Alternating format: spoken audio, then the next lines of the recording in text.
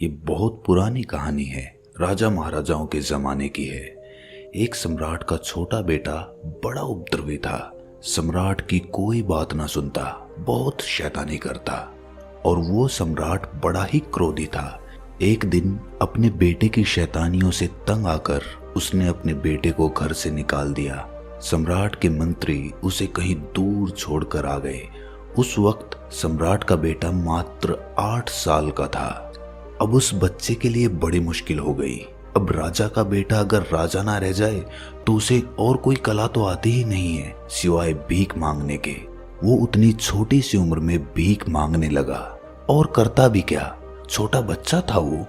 धीरे धीरे समय अपनी रफ्तार के साथ चलता रहा और बहुत वर्ष बीत जाने के बाद उसे स्मरण ही ना रहा कि वो कभी राजकुमार हुआ करता था और महलों में सुख सुविधाओं में रहा करता था।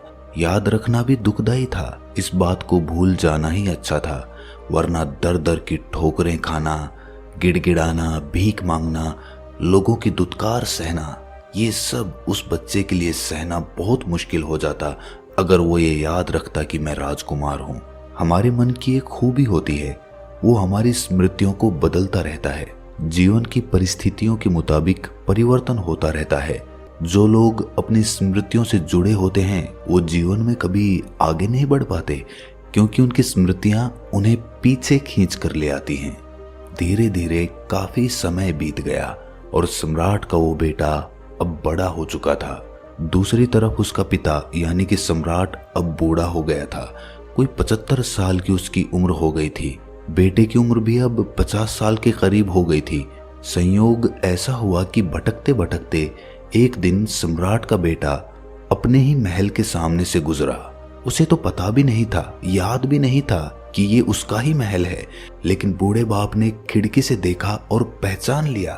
अपने मंत्रियों और दरबारियों को साथ लेकर उसके पीछे भागा कि इसे पकड़ो, ये भिखारी, ये तो मेरा बेटा है।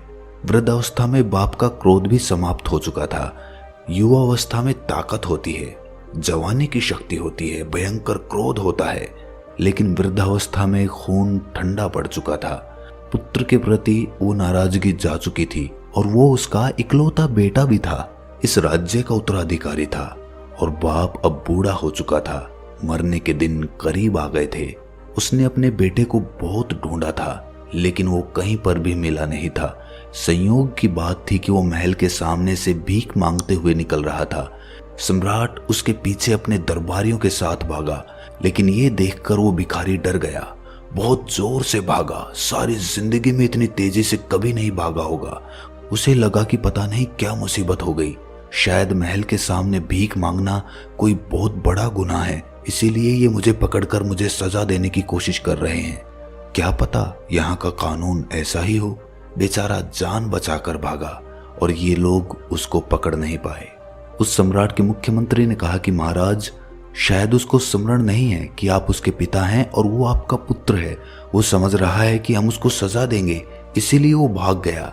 इसका मतलब उसे बिल्कुल नहीं पता। अब कुछ उपाय करना होगा। उसे कैसे बताएं कि वो राजपुत्र है, इस राज्य का अधिकारी है। सम्राट तो ये सुनकर रोने लगा और कहा कि कहीं से भी मेरे बेटे को मेरे लिए वापस लेकर आओ। मंत्रियों ने कहा कि महाराज, आप धीरज रखना, आप एकदम से उसको नहीं बताना कि वो आपका बेटा है। हम लोग धीरे धीरे उसे फुसलाने की कोशिश करेंगे, क्योंकि इतनी बड़ी बात है, वो यकीन नहीं कर पाएगा। क्या पता पागल हो जाए, डर जाए, सोचे कि पता नहीं कौन सी चाल चल रहे हैं ये लोग। धीरे धीरे उसकी खोज की गई। एक साधारण सिपाही उसे जाकर मिला और कहा, सम्राट के यहाँ एक सफाई करने वाले की जरूरत है। अगर तुम ये नौकरी करना चाहो तो तुम ये काम कर सकते हो। उस भिखारी को ये बात सही लगी। उसने सोचा कि भीख मांगने से अच्छा तो नौकरी कर लेना है, पर सफाई करनी उसको आती नहीं थी। ये बात उसने सिपाही से बताई, पर सिपाही ने कहा कि कोई बात नहीं, हम समझा देंगे, उसमें कौन सी बड़ी बात है, सफाई तो कोई भी कर सकता है। और उसके बाद वो भिखारी सफाई कर्मचारी के रूप में उस महल में काम करने लग गया। कोई महीना भर काम करने के बाद उसे उसी महल में माली के रूप में बगीचे में काम मिल गया। वरिष्ठ माली ने उसको कुछ सिखा दिया कि ऐसा करना है, पौधों में ऐसे पानी देना है, कटाई कैसे करनी है पौधों की, और अब उस भिखारी का अपने ऊपर कुछ विश्वास बढ़ने लगा था कि मैं राजमहल के बगीचे का माली हूं। भीतर कुछ गरिमा भी पैदा हुई, कुछ आत्मसम्मान पैदा हुआ। कुछ दिनों के बाद उसे दरबान का कार्य दे दिया गया। अब तो कभी कभी सम्राट बगीचे में घूमते हुए मुस्कुराकर उसकी तरफ देखते, उसे बहुत अच्छा लगता। कभी कभी सम्राट उसकी पीठ भी थपथपा देते कि तुम बहुत अच्छा काम कर रहे हो। तब तो कहना ही क्या, वो फूला नहीं समाता। 2 महीने बाद उसको मुख्य दरबान बना दिया गया, महल के खजाने का दरबान। अब तो उसकी शान बहुत बढ़ गई थी। धीरे धीरे कदम दर कदम उसको फुसलाने की कोशिश की जा रही थी।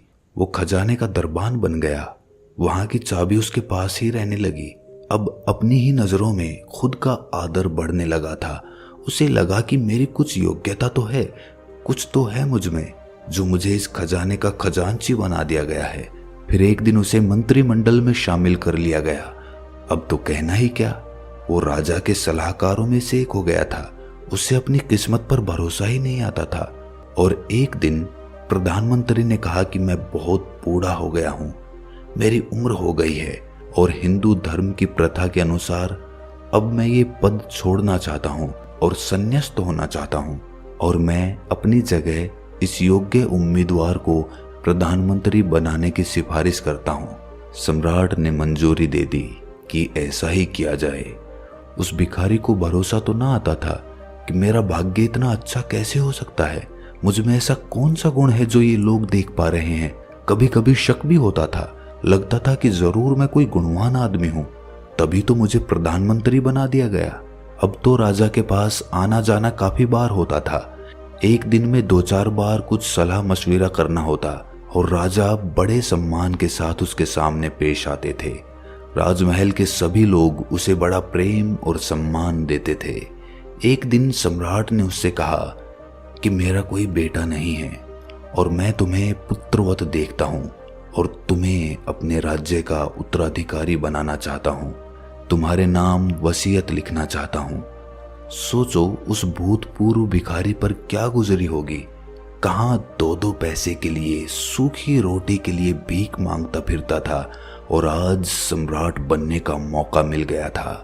और फिर एक दिन सम्राट ने उससे कहा कि अब वक्त हो गया है, मैं थक गया हूँ और अब मैं भी आध्यात्म में डूबना चाहता हूँ। अब तुम राजपाट संभालो।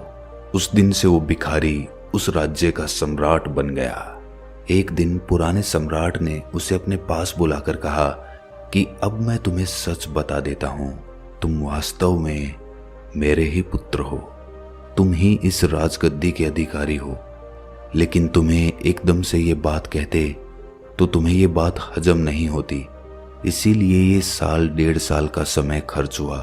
ये बात हम पहले दिन भी कह सकते थे, लेकिन तुम तो ऐसे बच के भागे थे जैसे हम तुम्हें कोई सजा देने वाले हों। उस दिन हम तुम्हारे पीछे तुम्हें बुलाने के लिए भागे थे, इस राजगद्दी पर बिठाने के लिए। उस युवक ने कहा कि आपने अच्छा ही किया।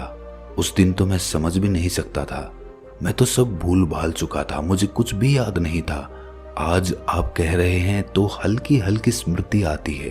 राजमहल की दीवारों को देखकर, खिड़की दरवाजों को देखकर लगता है कि पहले भी कभी देखे हुए हैं। साफ साफ नहीं लेकिन धुंधली धुंधली स्मृति आती है। जब वो युवा सम्राट बन गया, गद्दी पर बैठ गया, सम्राट घोषित हो गया, इसके बाद भी उसको रात को कभी कभी सपने आते थे। वो भीख मांगने लगता था अपने सपनों में। लंबे समय तक, कोई 4-5 दशक उसी भांति उसने जीवन जिया था। दिन में तो सम्राट हो जाता, रात में फिर सपनों में भिखारी हो जाता। डरावने सपने आते कि कहीं भीख मांग रहा है और किसी ने उसे धक्का मारकर वहां से हटा दिया, दुत्कार दिया, अपमानजनक शब्द कह दिए। बीमार है और इलाज के लिए पैसे नहीं हैं, बरसात हो रही है और सर छुपाने के लिए छप्पर नहीं है। बड़ी तकलीफों के दिन याद आते उसे सपनों में। दिन में तो सम्राट हो जाता था। चेतन मन तो उसका मान गया कि मैं सम्राट हूँ। वो भी 1.5 साल में माना था, धीरे धीरे एक तरकीब से माना था, नहीं तो उस चेतन मन को मनाना भी बड़ा मुश्किल था। लेकिन अवचेतन मन पिछले 50 सालों का, वो कैसे माने? वहां जो रेखाएं खिंची थीं, जो स्मृतियां पड़ी थीं, वो बहुत प्रगाढ़ थी। अपने बेटे की ये हालत देखकर उसके बूढ़े पिता ने एक इंतजाम किया। एक सन्यासी को बुलाया, उसको बताया कि समस्या क्या है। उसने उसको बताया कि ये दिन में तो राजा जैसा व्यवहार करता है, लेकिन सपने में फिर से भिखमंगा हो जाता है, रात भर दुखदाई सपने देखता है। इसके जीवन की कहानी 2 हिस्सों में बट गई। उस सन्यासी ने कहा कि थोड़े से सम्मोहन के प्रयोग इसके ऊपर करने होंगे। अवचेतन मन तक ये धारणा बिठानी होगी कि ये सम्राट है। अवचेतन मन को अभी तक यही लगता है कि ये भिखारी है। उस सन्यासी ने कोई 3 महीने रोज उस पर प्रयोग किए। उसको योग निद्रा की अवस्था में ले जाकर सुझाव देता कि तुम सम्राट हो, भाव करो कि मैं सम्राट हूं, मैं सम्राट हूं। रात सोते समय ये प्रयोग करता। यही भाव करते करते वो उसे सुला देता। चित्रात्मक रूप से उसको ये दिखाने की कोशिश करता कि तुम सम्राट हो। विशेषकर रात को सोते समय वो ये प्रयोग करता था। क्रमशः धीरे धीरे ये धारणा उसके भीतर बैठती गई और सम्राट होने की धारणा भिखमंगे होने से ज्यादा मजबूत हो गई। कोई 2-3 महीने का समय लगा, तब जाकर अवचेतन मन के वो पुराने सपने समाप्त हो गए। सुनने में ये कहानी विचित्र लगे, लेकिन हम सब की यही कहानी है। हम सब परमात्मा स्वरूप हैं। हमारी आत्मा स्वयं ब्रह्म है, लेकिन हम भूल गए हैं और लंबे समय तक भूले होने की वजह से एक साधारण इंसान अपने आप को समझने लगे हैं। आज कोई तुम्हें कहे कि तुम ही परमात्मा हो तो स्वीकार करना मुश्किल हो जाएगा। तुम हंसने लगोगे, तुम इसे मजाक समझोगे, क्योंकि हमारा अवचेतन मन अपने आप को एक साधारण इंसान समझने लगा है। हमारा चेतन मन तो जानता है कि कण कण में परमात्मा बसता है, हर आत्मा ब्रह्म स्वरूप है, लेकिन फिर भी कोई हमें कहे कि तुम परमात्मा हो तो ये हमें मजाक लगता है। क्यों? क्योंकि हमारा अवचेतन मन उसको स्वीकार नहीं कर सकता। अगर हम योग निद्रा में जाकर कुछ प्रयोगों के माध्यम से अपने अवचेतन मन में कोई भी धारणा स्थापित कर लें, किसी भी तरह की धारणा, जो भी हम अपने जीवन में पाना चाहते हैं, आनंद, खुशी या फिर धन दौलत या कामयाबी, सफलता, कुछ भी, अगर योग निद्रा में जाकर ये प्रयोग किया जाए तो कोई भी काम, कोई भी सफलता बड़ी आसानी से प्राप्त की जा सकती है। बिस्तर में जाने के बाद और सोने से पहले, जब हम आधी निद्रा में होते हैं, जब हमारा दिमाग बड़ी ही आसानी के साथ सम्मोहित किया जा सकता है, उस वक्त अगर हम अपने दिमाग में ये मंत्र दोहराते रहें कि जो मैं करना चाहता हूँ वो मुझे करना है, या जो भी हम हासिल करना चाहते हैं उसे मंत्र की भांति उस सम्मोहन वाली मनोदशा में हम दोहराते चले जाएं, तो कुछ हफ्तों के प्रयोग के बाद ही हमारा जीवन एकदम से परिवर्तित हो जाएगा। आप इस प्रयोग को जरूर आजमाएं, और अगर अवचेतन मन के बारे में आपको और भी जानकारी लेनी है तो कमेंट सेक्शन में कमेंट्स करके जरूर बताएं। अगर आप चाहेंगे तो आगे भी हम अवचेतन मन के प्रयोगों पर अपनी वीडियोस बनाते रहेंगे। तो कैसी लगी ये कहानी आपको कमेंट सेक्शन में ज़रूर बताना, और अच्छी लगी हो तो इस चैनल को सब्सक्राइब करके नोटिफिकेशन बेल को ज़रूर प्रेस कर देना, क्योंकि हम ऐसी ज्ञानवर्धक कहानियाँ आपके लिए लाते रहते हैं। तो आज के लिए इतना ही, मिलते हैं अगली कहानी में। तब तक के लिए अपना ख्याल रखें।